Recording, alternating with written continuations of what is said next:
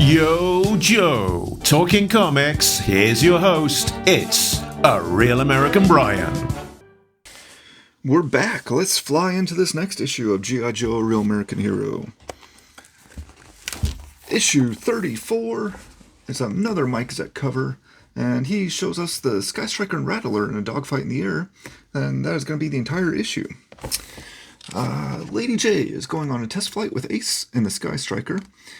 He lets her know there are some new upgrades that need to be tested. Likewise, on the Cobra side, Baroness is going up in an upgraded Rattler with Wild Weasel. Shakedown, written by Larry Hama, art by Rod Wiggum. The format is a little different than usual, with the title page being on page 2 of this book, and not only that, but it's a 2-page spread with both planes taking off. Ace asks Lady J to run a radar systems check and confirms with her that she is up to date on her flight training and physical. An automated computer warning lets Ace know that there was a commercial plane in their blind spot.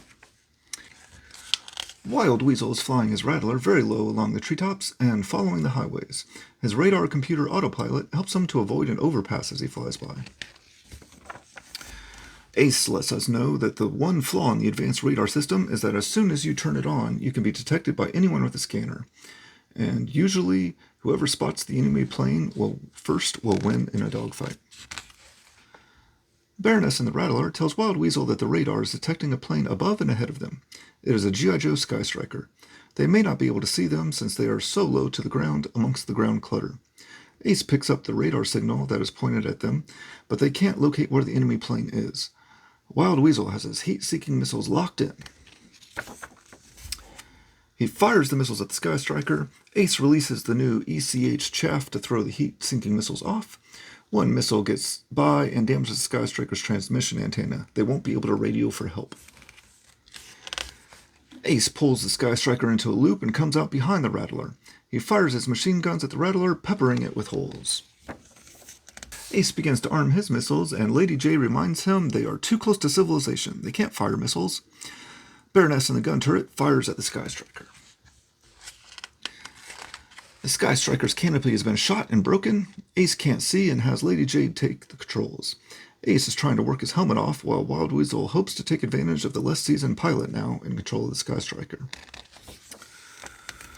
Wild Weasel is able to outmaneuver the Joes and comes up behind them too close for missiles, but he fires his guns at the Sky Striker. As Ace is able to get his helmet off, Ace begins to maneuver out of the fight and take them higher. The Sky Striker goes vertical, and Baroness loses sight of them. Wild Weasel hugs the ground, attempting to keep the Rattler off of their radars, but the Sky Striker's new radar upgrades allow them to filter out the ground clutter and find them. Both planes are low to the ground as they buzz a backyard barbecue. The flight path takes them over the ocean, and now the Joes can use their missiles. Ace gets a target lock and fires his missiles, but the Rattler throws on the air brakes and lets the Sky Striker fly by, as it fires at nothing. Rather than running, the Rattler comes around to make a head-on pass at the Sky Striker. The Rattler fires his missiles at the Sky Striker. Ace pulls into a hard turn, confusing the missiles. Ace loses sight of the Rattler and heads up to get a better angle with his radar. Wild Weasel makes a tricky maneuver and vanishes from the radar. Ace flips a coin to decide which way he will turn. The Sky Striker ends up just above the Rattler in his blind spot. Ace has 2 missiles left and fires at the Rattler. Wild Weasel hears the lock on and fires all of his remaining missiles at the junkyard below him. The junkyard debris stops the missiles and also blinds the Sky Striker.